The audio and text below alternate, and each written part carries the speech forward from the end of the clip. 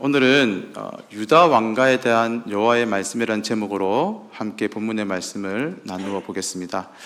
먼저 지난 시간 배웠던 말씀을 한번 복습해 보도록 하겠습니다. 지난 시간에는 이 결혼 금지와 출 바벨론에 대해서 말씀을 나누었죠.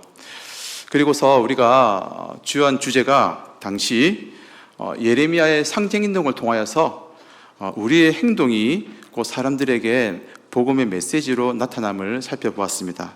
그리고 하나님의 뜻은 회복에 있다는 것입니다.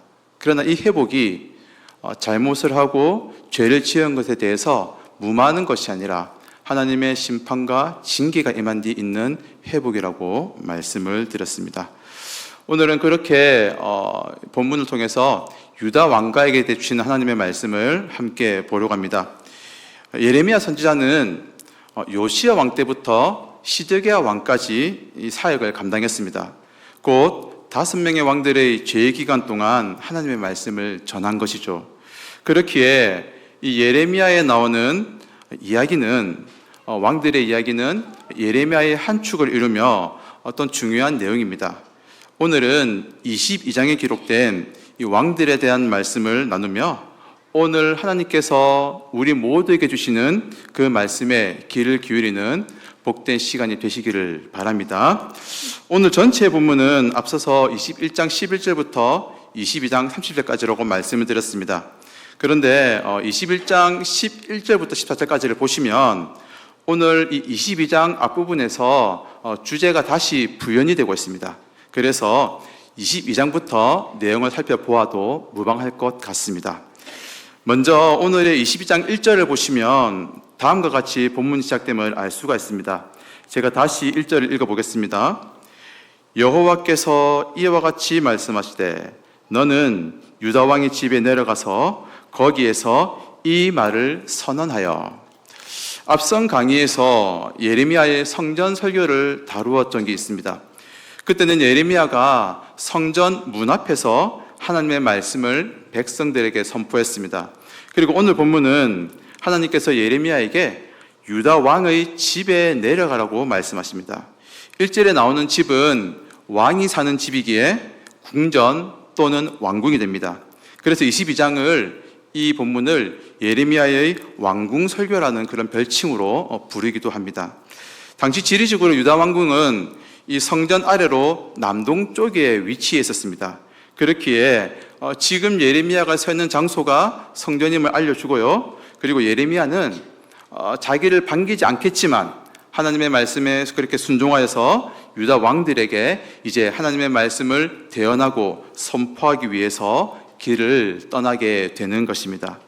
그런데 여러분 2절에 보시면 우리가 눈여겨보아야 할 표현이 한 가지가 있습니다. 그 표현은 무엇이냐면요, 다윗의 왕위에 앉은 유다 왕이여 라는, 여기서 유다 왕을 꾸며주고 있는 다윗의 왕위에 앉은이라는 표현입니다. 먼저 이 다윗의 왕위에 앉았다는 것은 쉽게 줄여서 다윗 왕가를 지칭하는 표현입니다. 즉 하나님께서는 다윗 왕가의 유다 왕들아, 내가 너희에게 할 말을 전한다, 이렇게 말씀하시는 것이죠. 사실 여러분, 유다 왕들이라고 하면은 다윗 왕가의 혈통으로 이어져 오는 것이 당연합니다. 그런데도 하나님께서는 지금 여기에서 다 알고 있는 사실을 굳이 반복해서 덧붙여 표현하고 계시다는 것입니다.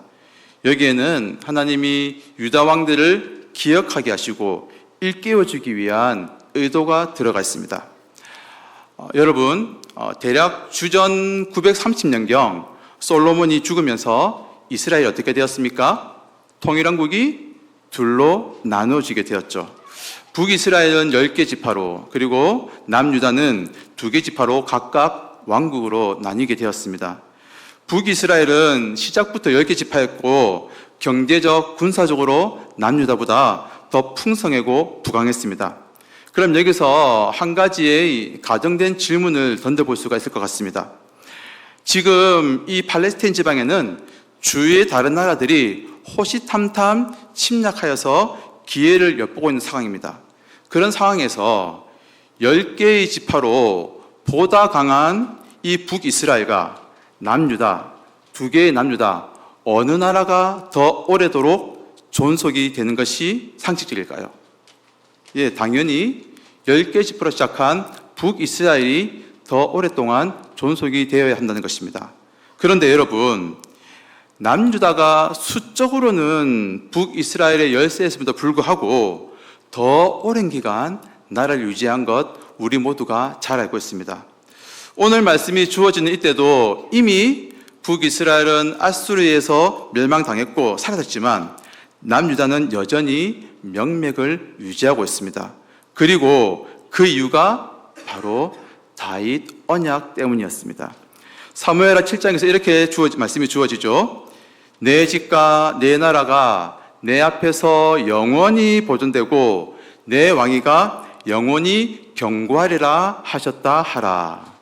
여러분, 하나님께서는 다윗에게 이 언약을 주신 때로부터 현재에 이르기까지 신실하게 이 말씀을, 약속을 이행하시고 지키셨습니다.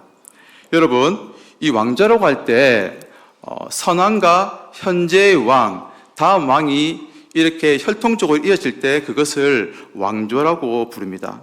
그래서 초대 왕의 이름을 따서 무슨 왕조라고 하죠. 근데 여러분들, 북이스라엘은 그 역사에서 왕조가 고작 2개뿐이었습니다. 오므리 왕조와 예후 왕조였습니다. 그것마저도 4개, 5개로 아주 짧습니다.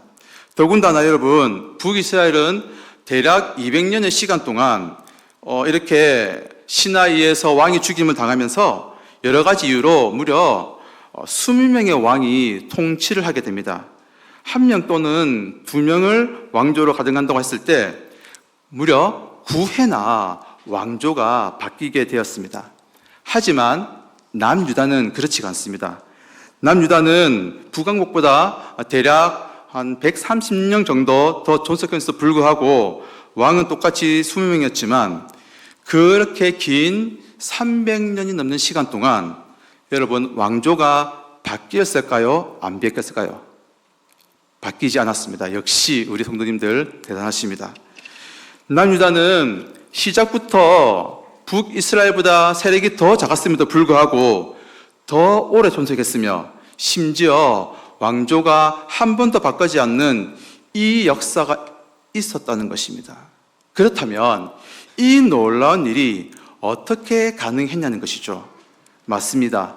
제가 좀 전에 읽어드렸던 바로 사무엘하 7장의 다윗 언약 때문입니다. 언약의 신실하신 하나님께서 그 언약을 기억하시고 지키셔서 다윗 왕의 후대에 은혜를 베푸신 것입니다.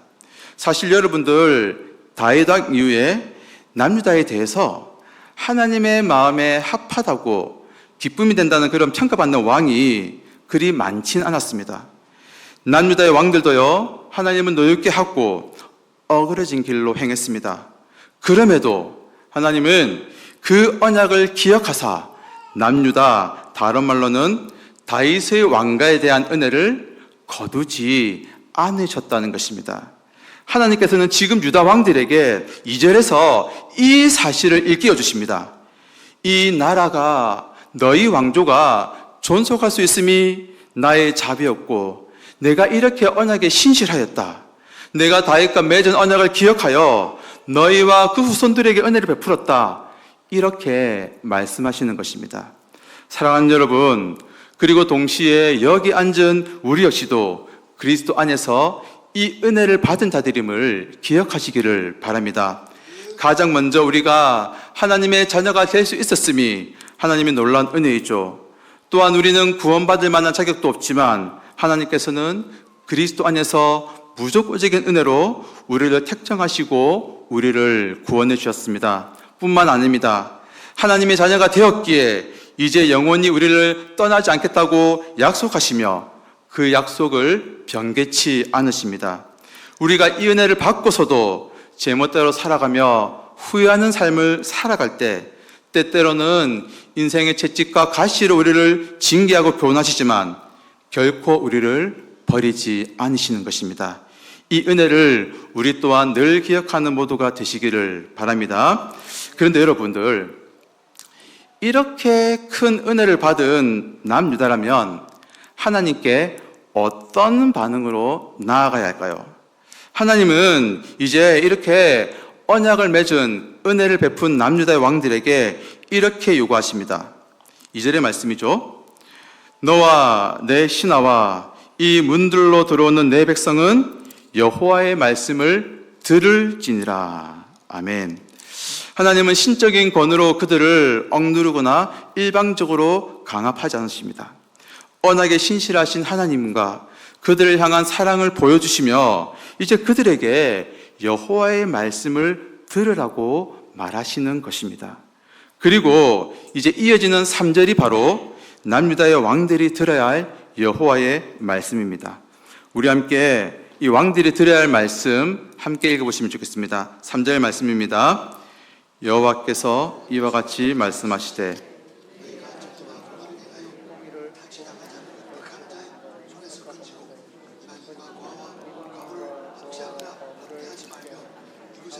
무죄한 자의 피를 흘리지 말라.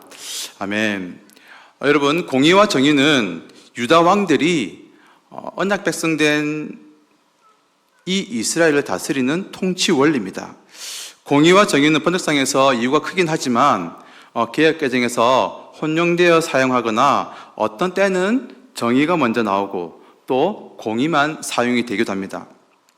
구약에서는 이 공의가 다양한 의미를 지니지만 이렇게 보통 약자들을 압제하지 말라, 죄 없는 자의 피를 흘리지 말라, 그리고 하나님을 경외하라는 것으로 이렇게 요약이 될 수도 있습니다. 그래서 정의와 공의에 대해서는 이것이 정직과 올바름, 정당한 판결을 기본 개념으로 가진다는 것을 숙지하시고 가장 좋은 방법 중에 하나는 이 정의와 공의가 사용된 그 문맥에서 이를 생각하고 해석하는 것입니다. 이렇게 볼 때 오늘 본문 3절에서 정의와 공의의 개념을 다시 한번 보시기 바랍니다. 어떻게 말씀하고 있습니까? 탈취당한 자를 압박하는 자의 손에서 건지고, 이것이 무슨 말입니까? 타인의 어려움을 볼 때 그것을 모른 체 하거나 외면치 말고 도와주라는 말입니다. 또한 이방인과 고아와 과부를 압제하거나 학대하지 말라는 것입니다. 이것은 내가 그 사람보다 더 우월한 지혜를 사용해서 그 사람을 핍박하지도 말고, 또한 한 걸음 더 나아가 고아와 과부를 적극적으로 보살피고 도와주라는 의미가 들어있습니다. 또 뭐라고 말씀하십니까? 이곳에서 무죄한 피를 흘리지 말라는 것입니다. 여러분, 바른 판결이 이루어져야 한다는 것입니다. 죄 있는 사람이 죄의 대가를 받고 무죄한 자는 그렇게 무죄로서 판결이 나야지만, 그러나 이 당시에는 무죄한 자가 더 억울하게 고통당하는 일이 있었다는 것입니다. 그래서 이제 이 4절과 5절은 그 다음에 나오는 말씀이 정의와 공의를 실천했을 때와 그렇지 않을 때의 상이한 결과를 말씀하고 있습니다. 여러분, 4절에서 어떻게 말합니까? 제가 읽어드리겠습니다. 정의와 공의를 실천했을 때의 말씀의 결과입니다. 너희가 참으로 이 말을 준행하면 다윗의 왕위에 앉을 왕들과 신하들과 백성이 병거와 말을 타고 이 집 문으로 들어오게 되리라. 아멘. 여러분, 여기에서 중요한 것이 무엇이냐면요, 하나님께서는 지금 정의와 공의를 행할 때 이 민족에게 밝은 미래가 주어진다고 그렇게 약속하시는 것입니다. 그러나 반대인 5절에서는 이렇게 말씀하고 있습니다. 제가 5절을 읽어보겠습니다. 그러나 너희가 이 말을 듣지 않냐면 내가 나를 두고 맹세하나니 이 집이 황폐하리라. 여호와의 말씀이니라. 여러분, 참으로 두렵고 떨리는 말씀입니다. 누가 맹세하십니까? 하나님께서 맹세하십니다. 반드시 그렇게 되겠다는 말씀이죠. 하나님의 말씀을 경청하고 청종하지 않으면 앞으로 주어질 그 심판의 철회가 불가하다는 것입니다. 그리고 이어지는 말씀에서 이제 정의와 공의를 실천하지 않을 때의 그 심판을 구체적으로 알려주고 있습니다. 우리 6절의 말씀은 제가 표준 세번역으로 올려놨는데요. 우리 한번 유인물을 보시면서 22장 6절 말씀을 함께 읽어보시겠습니다. 시작. 이것은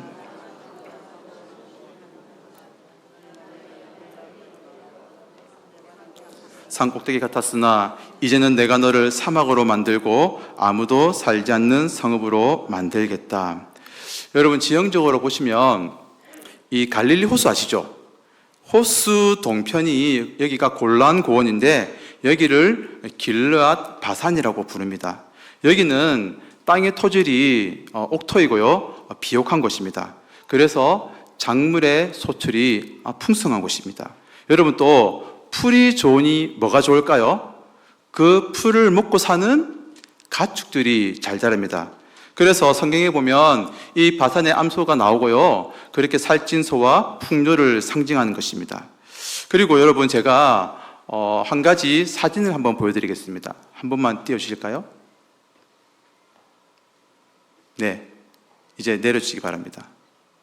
감사합니다. 저 그림이 혹시 어떤 그림 같습니까? 예, 예, 대단하십니다. 저것은 레바논 국기입니다. 레바논 국기인데요, 저기에 있는 나무는 소나무가 아니고 백향목입니다. 여러분, 레바논은 백향목의 원산지입니다. 그리고 이 백향목으로 솔로몬이 예루살렘 성전도 짓고 또 유다 왕들이 왕궁도 건축했습니다. 이렇게 유다 왕실은 하나님 앞에 바산 길라처럼 풍요로웠고요, 나무가 그렇게 풍성하게 나는 레바논처럼 하나님께 풍요했습니다. 그런데 하나님께서 어떻게 말씀하십니까?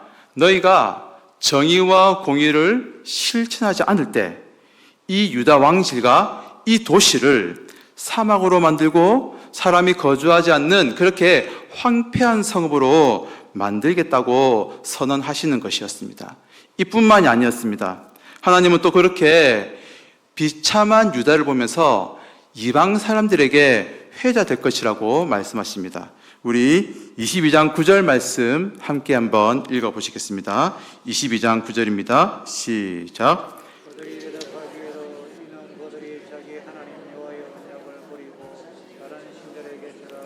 그를 섬긴 까닭이라 하셨다 할지니라. 아멘. 여러분, 여기서 우리가 한 가지 좀 확인해야 될 사실이 있습니다. 그것은 지금 하나님께서 말씀하시는 정의와 공의를 실천하는 것, 곧 신앙과 윤리가 별개가 아니라 하나가 된다는 것입니다. 여러분 보시면 지금 9절에는 파멸의 근거가 무엇이라고 나오냐면요, 자기 하나님 여호와의 언약을 버리고 다른 신들에게 절하고 그를 섬긴 까닭이라. 물론 이것이 우상 숭배에 대한 문제도 있겠지만 지금 하나님께서는 정의와 공의를 실천하지 않은 것을 언약을 어겼다고 말씀하십니다. 그리고 이 언약을 어긴 것은 신앙적인 항목입니다. 그런데 여러분들, 성경을 보시거나 유인물을 보시면서 다시 한번 3절 말씀을 여러분들 보시기를 바랍니다. 22장 3절에 뭐라고 되어 있습니까? 너희가 정의와 공의를 행하여, 여기서 여러분 정의와 공의를 빼시고요, 탈취당한 자를 압박하는 자의 손에서 건지고 이방인과 고아를 압제하지 않거나 학대하지 말며 이곳에서 무죄한 자의 피를 흘리지 말라. 이것은 여러분들 신앙적인 항목보다도 이것만 딱 떼어놓고 보면 윤리적인 측면에 가깝다는 것입니다. 자, 그런데 여러분 22장 16절을 가시면 이것이 하나가 되어 나타나는 형태를 우리에게 보여주고 있습니다. 우리 22장 16절 말씀을 한번 읽어보시면 좋겠습니다. 성경책을 찾아가지고 22장 16절 말씀을 한번 읽어보시겠습니다. 시작. 그는 가난한 자를 궁핍한 자를 변호하고 형통하였나니 이것이 나를 알미 아니냐 여호와의 말씀이니라. 여기에 보시면 여러분 가난한 자와 궁핍한 자를 변호하는 것, 이것만 보신다면 이것이 신앙입니까 윤리입니까? 윤리입니다. 윤리. 그런데 이렇게 가난한 자와 궁핍한 자를 변호하고 형통하다, 물론 이것을 좀 설명드리겠지만 요시야 왕에 대한 말씀이거든요. 그런데 그것에 대해서 하나님께서 무엇이라고 인정하십니까? 이것이 나를 알미 아니냐, 여호와를 안다는 것, 이것은 여러분들 구분이 되실 겁니다. 신앙입니까 윤리입니까? 신앙인 것입니다. 네, 그렇습니다. 즉 지금 하나님께서는 이들에게 신앙과 삶은 분리가 아니라고 말씀을 주시는 것입니다. 여러분, 그렇습니다. 사실 우리는 이 정의와 공의를 다룰 때 여기에 대해서 이것이 우리의 신앙과 관계가 있나? 정의와 공의를 실천하는 것이 합당한가? 많은 고민들을 하고 또 의문을 가지고 합니다. 그러나 여러분, 하나님께서는 신앙과 윤리가 별개가 아니라고 말씀하십니다. 왜 그렇습니까? 우리가 바로 하나님의 택함 받은 백성이 되기 때문입니다. 그렇기 때문에 여러분, 우리의 삶에서 신앙과 윤리의 분리가 아니라 우리의 삶으로 말씀을 실천하고 누구보다도 높은 윤리 도덕의 삶을 살아가는, 그렇게 자신할 수 없지만은 그렇게 다짐할 수 있는 우리가 되시기를 간절히 바랍니다. 자, 그리고 나서 이제 유다 왕가에 대한 말씀들이 주어지는데요. 22장 10절에서 12절은 이 살룸에 대한 운명입니다. 자, 그런데 여러분들 10절을 보시면 이런 말씀이 있죠. 어떤 말씀입니까? 너희는 죽은 자를 위하여 울지 말고 그를 위하여 애통하지 말고 잡혀간 자를 위하여 슬피 울라. 여기서 너희는 죽은 자는 요시야 왕입니다. 요시야 왕이 죽고 나서 사람들이 그렇게 요시야 왕의 네 번째 아들 여호아하스 살룸을 왕으로 세웁니다. 그러나 바로 느그에 의해서 이렇게 여호아하스는 폐해가 되고 애굽으로 끌려가게 됩니다. 그리고 어떻게 됩니까? 12절 말씀처럼 잡혀간 곳에서 그가 거기서 죽으리니 이 땅을 다시 보지 못하는 것으로 이 사람의 운명이 끝이 나게 됩니다. 자, 그리고 나서 이제 13절부터는 여호야김에 대한 말씀입니다. 여러분, 제가 유인물에도 적어 놓았지만 한번 참고하시면 좋을 것 같습니다. 살룸이 이 사람의 본명이고요, 여호아하스는 통치명입니다.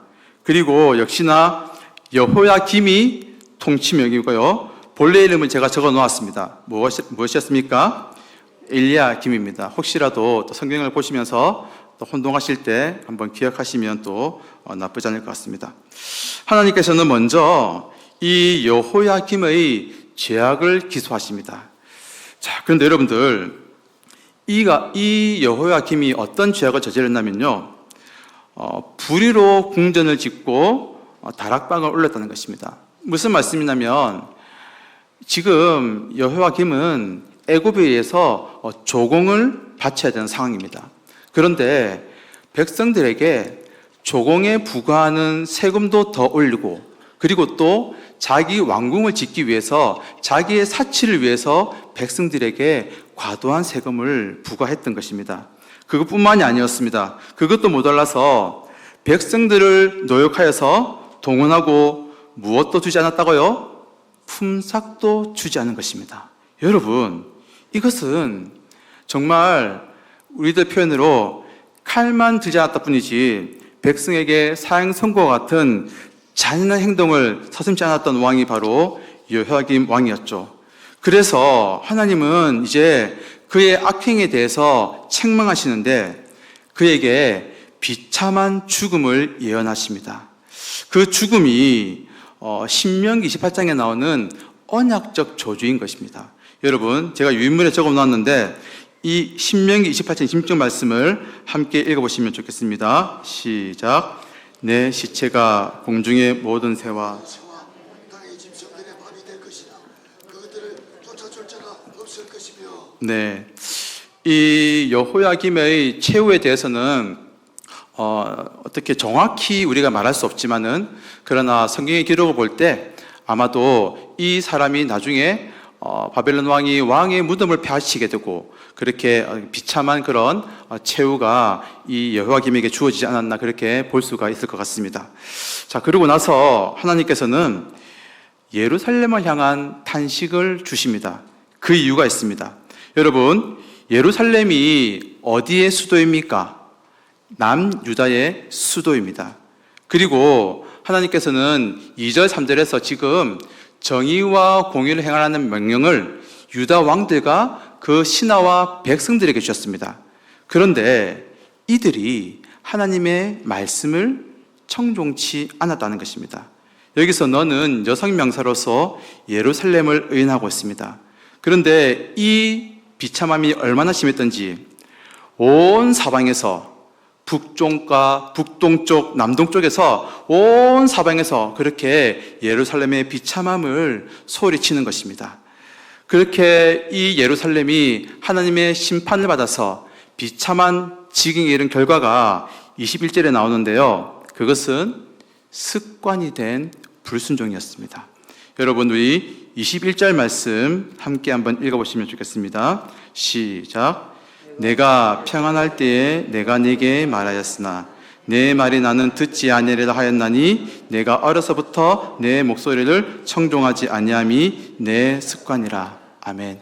여러분, 우리가 이렇게 막 생활을 하다 보면은 막 바쁘고 급박할 때는 목소리 톤이 부드럽습니까? 확 올라갑니까? 올라가죠. 그런데 굉장히 기분이 좋고 마음이 평안할 때는 목소리 톤이 어떻습니까? 나긋나긋해지죠. 다시 한번 21절 보시기 바랍니다. 내가 평안할 때에 내가 내게 말했다. 지금 하나님께서 이들에게 처음부터 경고하신 겁니까? 좋고 따뜻한 말로 말씀하신 것입니까? 좋고 따뜻한 말로 말씀하신 것입니다. 그런데 이들이 어떻게 반응합니까? 내 말이 나는 듣지 않을 거야. 이렇게 완악했다는 것입니다. 특히나 이들의 죄악은 내가 어려서부터 내 목소리를 경청하지 아니함이 그들의 무엇이 되었다고요? 습관이 되었다는 것입니다. 저는 이 말씀을 보면서 사실 조금 두려웠습니다. 무엇이냐면요, 지금 하나님께서는 조상 때부터 내려오는 이 이스라엘의 죄악된 습관을 말씀하십니다. 그들의 습관이 무엇이었냐면 하나님의 말씀을 거역하는 것입니다. 물론 이들이 지금 자신들도 하나님의 목소리에 청종하지 않지만 누가? 부모 세대가 그렇게 했다는 것입니다. 그리고 그 악한 습관이 자녀에게도 여전히 이어지고 있다는 것입니다. 저희 제1영도교회는 139년에 그렇게 너무나도 자랑스러운 역사를 가지고 있는 교회입니다.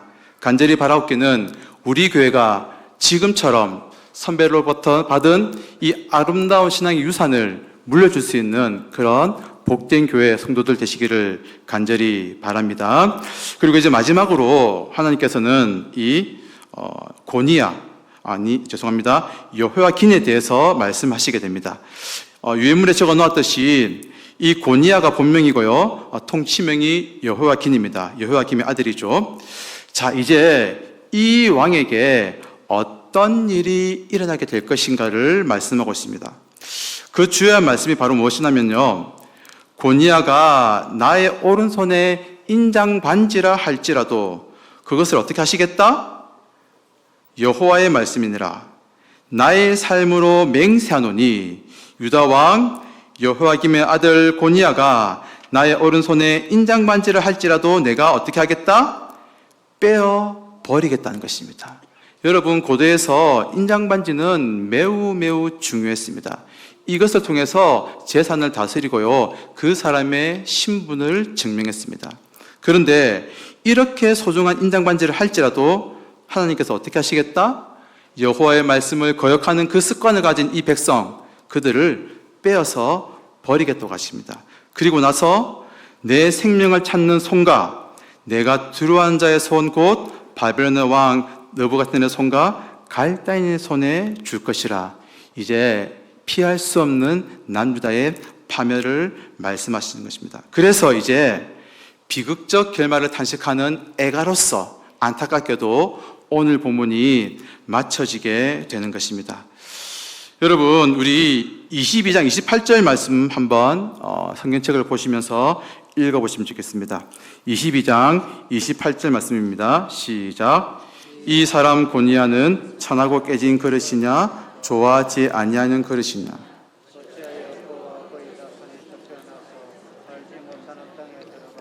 네, 이것을 보시면 문장 구조가 두 개로 되어 있습니다. 이 사람 고니야는 부분이 이중 의문문이고요, 또 어찌하여 그와 자손이 부분은 삼중 의문입니다. 그리고 이를 통해서 하나님께서는 이 여호야긴의 불행을 안타까워하시는 하나님의 마음을 여실히 드러내십니다. 그런다 할지라도 이들에 대한 심판은 피할 수가 없는데요. 그 심판의 결과가 30절입니다. 우리 30절 말씀 한 번 더 읽어보시겠습니다. 시작. 여호와께서 이와 같이 말씀하시니라. 너희는 이 사람이 자식이 없겠고 그의 평생 동안 형통하지 못할 자라 기록하라. 이는 그의 자손 중 형통하여 다윗의 왕위에 앉아 유다를 다스릴 사람이 다시는 없을 것임이라 하시니라. 아멘. 물론 오늘 본문에도 말씀이 나와 있지만 자식이 없다는 것은 단지 육신의 자식을 말하는 것이 아닙니다. 이것은 무엇이냐면 왕위를 계승하지 못한다는 것입니다. 그리고 이것은 다른 말로 유다 왕가의 종말이며 궁극적인 심판이 선언이 된 것입니다. 이렇게 하나님께서는 유다 왕가에 대해서 가슴 아프지만 하나님의 심판을 말씀하시면서 오늘 본문이 이렇게 마치시는 것을 보게 됩니다. 이를 통해서 우리가 한번 이 시간 세 가지를 정리하면서 오늘 말씀을 또 마무리하면 좋겠습니다. 우리 유인물을 보시면서 제가 첫 번째 하면 검은색 글씨 한번 읽어보시겠습니다. 첫째, 신앙과 윤리가 분리될 때 교회의 영광을 잃어버리게 된다. 오늘 본문 22장 9절에서 그렇게 정의와 공의가 떠난 하나님의 말씀을 버린 그들에 대해서 이방 사람들이 와서 조롱하고 그렇게 그들을 정말 안타까운 마음으로 바라보는 것을 우리가 살펴보았습니다. 여러분, 그렇습니다. 우리 교회가 오늘날 물론 사실 교회가 너무나도 많은 일들을 하고 있습니다. 그런데 안타깝게도 사회에서는 교회의 잘하는 면을 많이 보기보다는 조금 실수할 때 교회의 그런 면들을 부각시키는 것 같습니다. 물론 또 거기에 우리의 잘못도 많이 있겠죠. 그런데 중요한 것은 이것입니다. 왜 교회가 세상으로부터 지탄을 받게 되었다는 것입니다. 그것은 우리의 삶이 신앙과 윤리가 분리된 삶이라는 것입니다. 예수님께서 말씀하셨죠. 너희 착한 행실을 보고 하늘에 계신 너희 아버지께 영광을 돌리게 하라는 것입니다. 그렇습니다. 우리가 예수 그리스도인으로서 예수님의 이름을 가지고 착한 일을 할 때, 신앙과 윤리가 하나 된 삶을 살아갈 때 우리를 통해서 교회의 영광이 나타나며 하나님의 살아계심이 더욱더 세상 가운데 나타나게 될 것을 기억하시기를 바랍니다. 또한 두 번째로는 무엇입니까? 함께 읽어보시겠습니다. 시작. 불순종의 삶을 버리자. 여러분, 어떻습니까? 오늘 남유다는 조상 때로부터 불순종의 습관을 가졌습니다. 그러나 하나님께서는 이들이 평안할 때, 이들의 어릴 때부터 여호와의 말씀을 청종하라며 이들에게 권면하셨고 사랑의 말씀을 주셨습니다. 저는 이 말씀을 보면서 다시 한번 또 제 마음에 다짐을 하게 되었습니다. 그것은 좋은 습관을 가지자는 것입니다. 여러분, 우리의 식습관이 우리의 무엇을 좌우합니까? 건강을 좌우합니다. 그렇다면 우리의 영적인 습관은 우리의 영혼을 좌우한다는 것입니다. 지금 우리에게 있는 말씀에 대한 태도, 또한 신앙에 대한 태도를 다시 한번 점검하시며 우리가 정말 말씀과 기도에서 바른 습관과 태도를 세울 수 있는 우리 복된 모두가 되시기를 바랍니다. 마지막 세 번째 읽어보시겠습니다. 시작.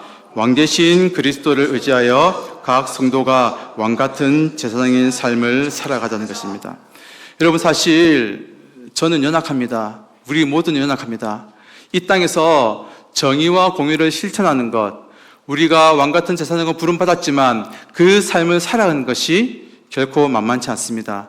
그러나 우리에게 누가 계십니까? 왕 대신 예수님이 계심을 믿으시기를 바랍니다. 그 예수님을 꼭 의지함으로 말미암아 이 땅 가운데서 우리를 부르신 하나님의 뜻을 따라 왕 같은 제사장으로 살아가는 복된 모두가 되시기를 간절히 소원합니다.